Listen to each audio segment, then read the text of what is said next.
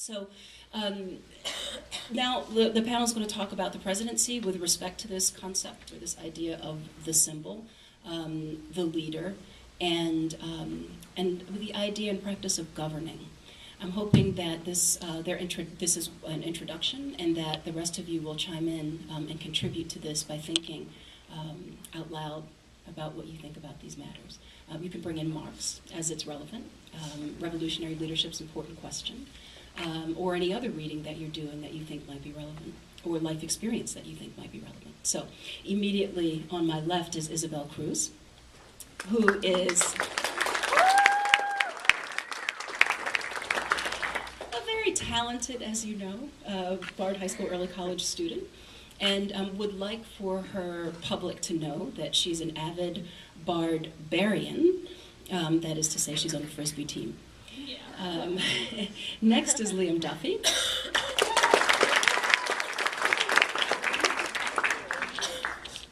Liam wants us to know that he likes to run. Next to Liam is Isabel Gadd. And she'd like us to know that she likes art, film, and studying Chinese. Afterwards, Juan Patrick Soto, who studied Latin since 6th grade. And finally, we have Dr. Michael Lerner, principal of Bard High School Early College in Manhattan, a historian, written a fantastic book on Prohibition, and who's going to be the discussant for this panel.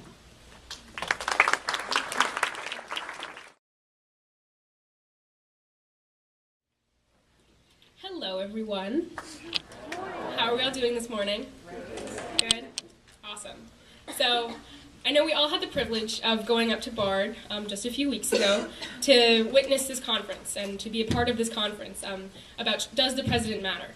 And I think that probably a lot of us think that that's kind of a silly question because, of course, the president matters. He's the president. But then we have to start to think about, well, what is the president? What does the president mean? Who is the president as a leader, a governor, and a symbol? So when we were posed the question of what does the president's symbolism mean? Is he a symbol? Who believes in the symbol? I started to think about the president as an idea, as a speaker for a camp or a set of ideas. And so I think that a lot of us will come to the consensus, or maybe those of you who disagree with me will call me out on this, but that the president is supposed to be a symbol for the American voice. For the 4 years that he's in office, or he or she hopefully soon, is in office, he speaks for the American people, voices our concerns in the world and in the domestic sphere. So he tries to represent our concerns, represent what we want, and represent how our country should get to prosperity, whether that be economic or otherwise. And so I think that we realize that this is a country of over 300 million people, all of whom speak 300 different languages, practice 300 different religions. And so we're a lot of voices to be spoken for in one person, and as of now, one man. And so I think that he faces the challenge of being the symbol, that it might be considered to be a challenge to be the voice of the American people when the American people is such a large and ranging idea. But I think that in being this symbol of our ideas as a country, it brings us to unite in a way that we do in no other way. We saw that around 70 million people watched the first presidential debate, and around 60 million people watched the vice presidential debate. They haven't come up with the numbers for last night, but I'm sure a lot of us were watching. So we want to see their ideas. The American people wants to see the ideas of the president, wants to see who they can elect to represent them and to speak for them. But we know that not everyone's going to win. We saw last night that Romney and Obama were speaking for very different groups of people, and only one of them can get into office. So he's going to lead one of them, one aspect of the country, the whole country, through the ideas of one aspect.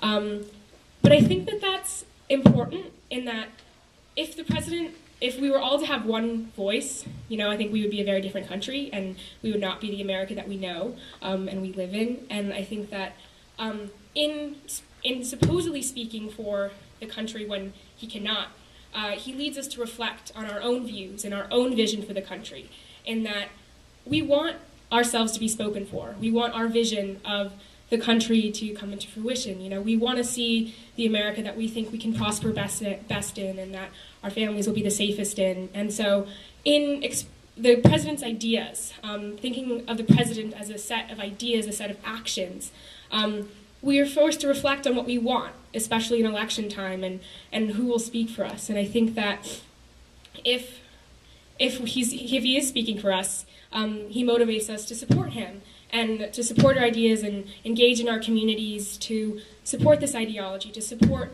the positions he takes and the actions he takes. But if we don't support him, if you're among the people who think that, well, for right now, thinks that the Affordable Care Act is bad, or doesn't like contraception, or doesn't like gay marriage, or any of the things that the president stands for, you're also motivated to act in your communities in a very similar way to the people who support him. And I think that even though we have differing ideas, and even though we are a very diverse country, we come together through discourse, through duking out ideas, through fighting to get our voices heard. And I think that the president leads in a very important way.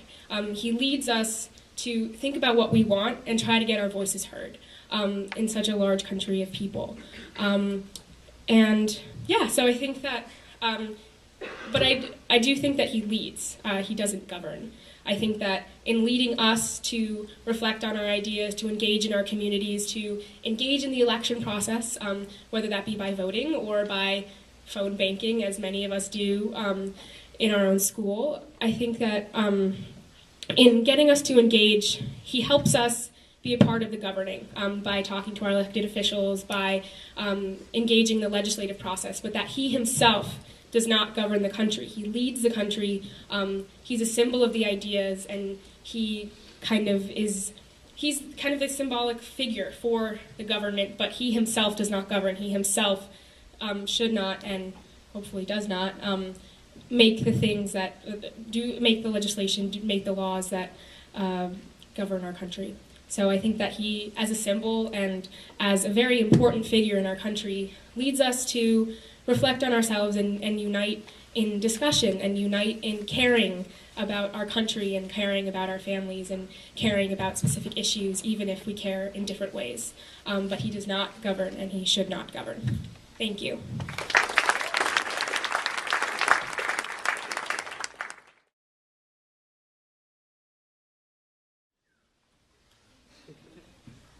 Hi everyone, how are you guys doing today? Great. So, can you all hear me? My view on this issue is a little bit different than Isabel's. I agree with her that the president leads as a symbol, but I also think that he governs as an executive. And furthermore, I think that his symbolic strength is crucial to his success in governing. So, first and foremost, symbolism is a key part of the president gaining power. During the campaign, a candidate's success in symbolizing a strong future for the country or symbolizing different voters' ideals of the presidency can play a huge role in whether that candidate is actually elected to the office that he's running for. An example is the first presidential debate. I don't know if all of you watched it, but what seemed like really affected the view of who won that debate and therefore who was more trusted in leading the country in the future was not the substance of what each candidate was saying, but rather it was more the tone and appearance of each candidate. And so I think that shows that the symbolic or presentational aspects of the president have a large role in whether they're successful in governing because they have a large role in whether people have confidence in their ability to lead. Once power is gained through election, I think symbolism also influences governance most prominently in foreign policy. After less than a year after Obama was elected, a majority of polled citizens worldwide expressed a positive view of the United States for the first time since the Iraq War began in 2002.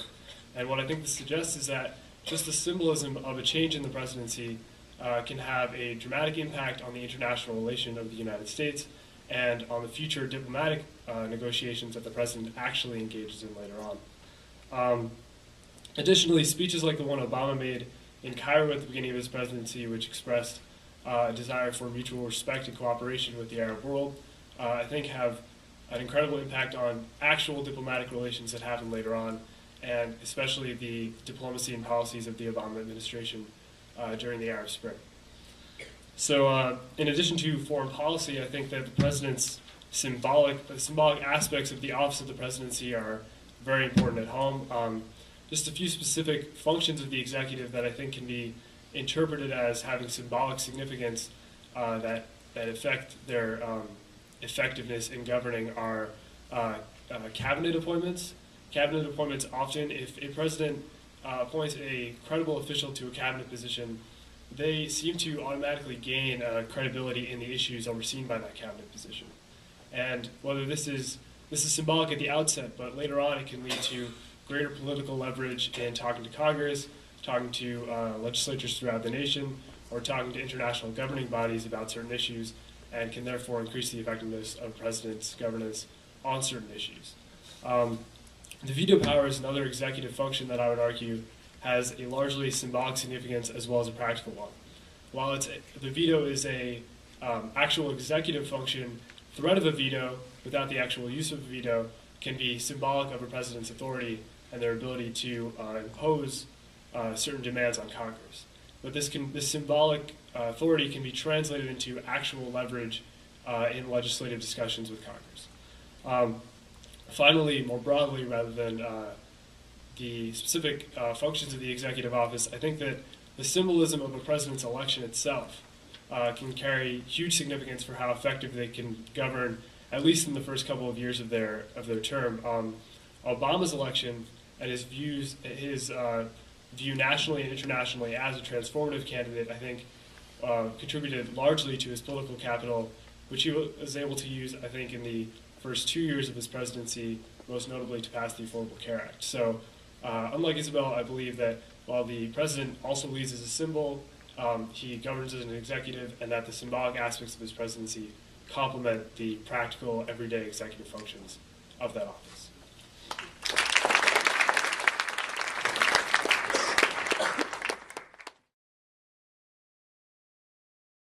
I'm going to be speaking from a slightly more historical standpoint, and I actually just added something because talking about when Isabel was talking about the debate, it reminded me of something, and so I added something on just now, which I'll talk about at the end. It's slightly unrelated, but I think it's very important for you guys to think about. So I'll just start from the beginning. While the president may lead or govern behind closed doors, his power remains based in his public image and its symbolism. Some of the most well-known and revered presidents in our nation's history are known for their outer image, their pop culture status, their personalities, or one event that ended up defining them no matter what else they achieved or failed. In the eyes of the American people, presidents are really only as much as their image. Now, it's important to remember that while I discuss this, that while we in this room are intellectuals living in one of the intellectual capitals of the nation, that makes it easy for us to view our past leaders in terms of policy, accomplishments, failures, and mistakes, etc. But despite our mindset, a large portion of the American people don't really think of these things when considering the president. With that said, I'm going to continue. John F. Kennedy is a perfect example. He was only our president for a little under one term, but he is one of the most well-known and popular presidents in our history. The appeal is clear. He was young, he was handsome, he was incredibly present in the popular media. He was Catholic. He was the first president to be Catholic, and that was a major attraction for many Americans. Marilyn Monroe famously sang at his birthday party, and they allegedly had an affair. His family and his administration were dubbed Camelot, pointing out the idealistic, beautiful, almost mythical being that it all was. His unfortunate and untimely assassination really only added to the myth. This image of JFK, this is the image of JFK that people think of, not the image of him during the Cuban Missile Crisis or his involvement in the Civil Rights Movement. Yes, he was incredibly politically important, but this is overlooked by much of the American people. They found something in him to love and to connect to personally and clung to that, creating a cult-like figure in him, loving him unconditionally, hanging on to his memory no matter what. A common question asked is, where were you when JFK was assassinated? When many Americans think of Bill Clinton, they don't immediately think of his tax reform or his implementation of Don't Ask, Don't Tell. They don't think of his attempted universal health care or even his withdrawal of troops from Somalia, leaving it in anarchy. What do they think of? Monica Lewinsky. One could say this is obvious. Of course, when there's a sex scandal attached to a person, that becomes their defining trait. But that's exactly my point. I think this says something about the American people, that we are more concerned with something like that rather than political policy that affects us, because Americans react more quickly to something socially controversial than to something political. I could go on. President Obama became a symbol for the revitalization of youth culture in our society, as well as gaining great attention for becoming the first African-American president. A very significant fact, but not a reflection of his policy. More people know the name Richard Nixon than the name of our 21st president, Chester A. Arthur. Nixon's administration was the major proponent in the Watergate scandal, leading to Nixon's resignation to avoid impeachment. But his policies involving China and his efforts in opening up relations between the two nations received less attention from the general public. President Arthur not only completely rebooted and revitalized the U.S. Navy, making it a major power again, but also was a serious advocate for civil rights in the South after the end of Reconstruction and the regaining of power by Southern whites. But people remember him much less because he didn't have glamour or scandal or a flamboyant personality or anything like that to gain the status Nixon had. People are far more familiar with the wrongdoings of Nixon than with the successes of Arthur, because Watergate helped define Nixon's image as a crook, and that is by far more what the American people are interested in. Presidents most present in American popular culture are the most famous of our presidents because Americans have a greater interest in popular culture than in politics. In fact, presidents make great use of pop culture to gain support and to push their own agendas. Many presidents and presidential nominees have made appearances on popular television shows like Saturday Night Live, appealing to the American people through entertainment, hopefully winning the favor of the viewers by taking advantage of what the American people choose to pay attention to. While campaigning for the presidency in 1992, Bill Clinton played the saxophone on late-night television on the Arsenio Hall show, which significantly boosted his ratings among young voters. So he knew how to take advantage of our weak spot for comedy and entertainment. So I suppose the president really only matters if his image is important enough for the people, as this seems to be what the people care about. And this is slightly unrelated, but I really like to bring it up because I think it's very important. We often forget about third-party candidates. I was watching Democracy Now! Last night, and it was reported that there are contracts each candidate must sign before the debates that explicitly forbids them from entering the debates with any other candidates outside of the Republican and Democratic parties, as well as tightly controlling the questions asked in town hall debates, taking away any spontaneity. The candidates are given the people's questions ahead of time so that the answer is very groomed to appeal to the people. Image, not substance. Last night, Jill Stein, the Green Party candidate, was arrested for trying to enter the debate. She's a major candidate. I mean, she's not obviously in the two major parties, but she has a significant enough percentage of the people's support that she should be allowed to debate as well. And my question for you, just to think about, is why should someone in a third or fourth major party, like the Independent Party or the Green Party, or not the Independent Party, but an independent candidate or the Green Party, why should they not be allowed to enter the debates? It's just something to think about. So, in conclusion, certain presidents lead, others govern, others really only are a symbol in the eyes of the people and in reality. But in the end, no matter how effective or ineffective a president's policy is, a president's public image takes precedent over all, creating a mythical figure the American people can cling to and reminisce about once his time has passed. Thank you.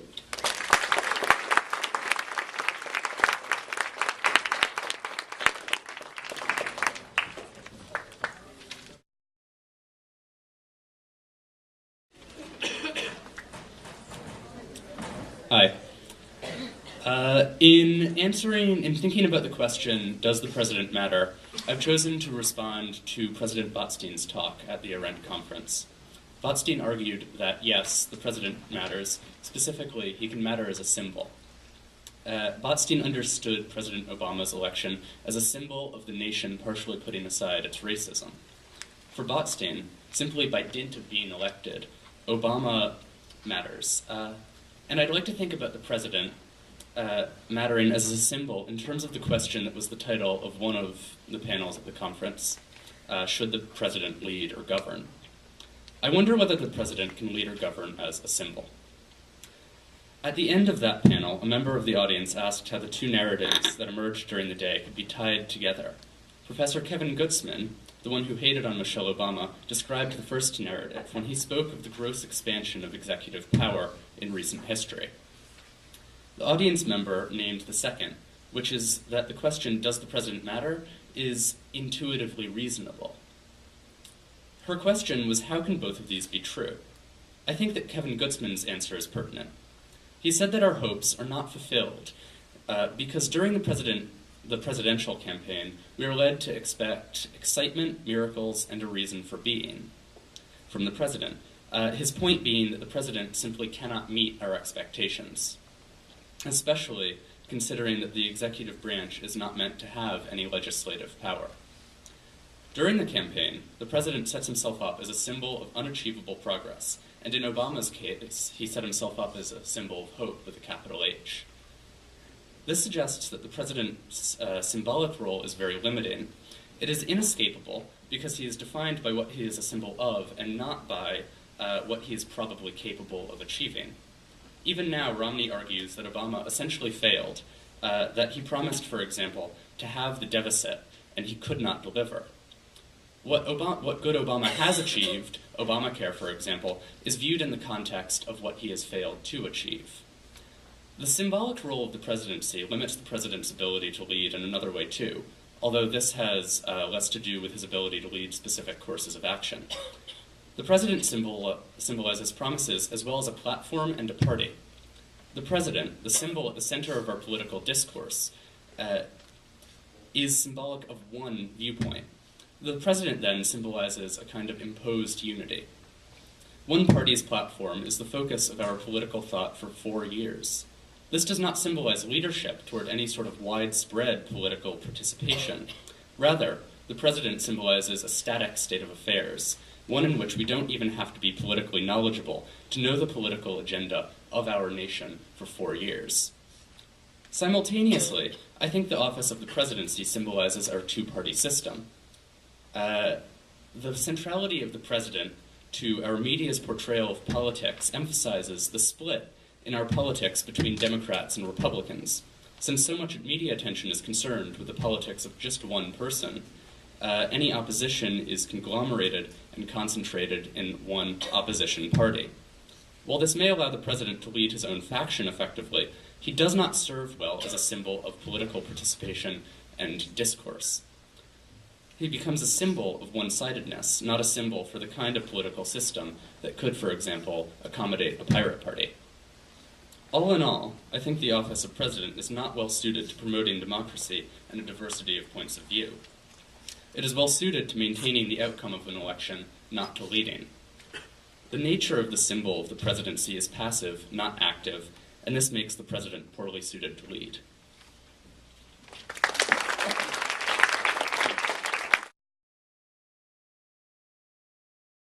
When Barack Obama was elected, and he promised change, and he promised hope with a capital H, he also promised that he was going to change the nature of politics in Washington, and that he promised, as other people have promised in the past, to be a president for the entire country, a president for all people, one who would put aside the bipartisan rancor. Do you think, panel, do you think that he has accomplished that? And if he hasn't, and I think we kind of know what the answer is already, why has he not been able to do that? And is that something that's realistically within the reach? So I think that part of where I guess he's failed but also succeeded doing, he said he's become like too moderate, kind of like he's too scared of disappointing either side, that everything has become stagnant. And so like he's like doesn't want to hurt anyone's feelings, kind of, so it just becomes kind of like almost regressive because he's not getting anything done in that sense. And so that, I think, is kind of what I think is the answer. I mean, at this point, anyone from the floor is welcome to join in and either ask questions or comment, but I'd still like to keep this question on the table. Why has Obama not been able to heal the partisan differences that we still see? Stand up. I mean, I think going with what Isabel was talking about in the beginning, what Isabel was talking about in the beginning about the fact that the president should be a voice for many different ideas. I don't think it's necessarily a problem that there should be different ideas in the government, that we shouldn't have an agreement on everything, because then it couldn't be a representation of our country. The problem is that there's the idea that there are only two opinions. The problem is the two parties, not the fact that there is any variance in ideas. Which is a very good point. I mean, one of the other things I wanted to ask you, and I'll ask to the audience as well, is it possible in a bipartisan system, which is by its very nature always divided between two parties, to have a symbolic leader who can lead both sides of that division? Or is that just a pipe dream that we're constantly going to flip back and forth between someone who's the symbolic leader of half of America and the other half of America is resentful that they don't have their symbolic leader in power? Not a pipe dream. I think that it's pretty much impossible to have a president who will be able to represent both Republicans and Democrats. It's impossible for you to be able to stand for everything that everyone is saying. The reason why there's a separation is because they don't have the same ideas and they stand for different things. So I think it's pretty impossible to have a president who's going to be able to satisfy the Republicans and the Democrats and have the whole world happy. Like, it's not possible. I'm not really sure how to phrase this question just yet. It's kind of still brewing in my head, but a couple of you mentioned, well, actually Liam specifically mentioned that the candidates can't deviate from their ideological centers. I know you're talking also about the social sphere, right, and our sociology and our mentality, but do you think that, and I'll bring up Marx here because you also kind of alluded to him in terms of how economy also drives how we interact socially. But do you think that we actually have a very weak state of ideology in this country, which is the reason for our problems and the fact that we think monetary power is most effective and that we're fixed in the system and that we can't deviate from it, we can't change it because that is the way it is. Just like Marx says, our mentality is fixed to the economic sphere, and so we think this is really the only way, this is the only workable solution. But do you think that we have to strengthen our ideology and actually be slightly idealistic and not think that this is the only practical solution in order to kind of promote democracy, as you say, and to promote the values that we were founded on? Currently, ideology really cloaks, at least in my view, Republicans really cloaks the real purpose of some policies. And this applies to Congress as well as the president. And when you have justifications, ideological justifications for certain positions in terms of the role of government, the moral right of government, or the economic, the constitutionality of certain economic rules, I think that all of those justifications are put forward for policies that are really being advocated for largely because of lobbyists or because of private interests. And so I guess in a Marxist view, that would be the bourgeoisie influencing the political process. But I don't think it has to do with necessarily the strength of the ideology. It has to do with the role of the ideology. Because I think if you're using ideology as a way to cloak the real intention of your policy, then it doesn't, changing your ideological position or changing your ideological strength is not going to change the actual impact of the policies or whether they are strongly supported by members of Congress or by the president.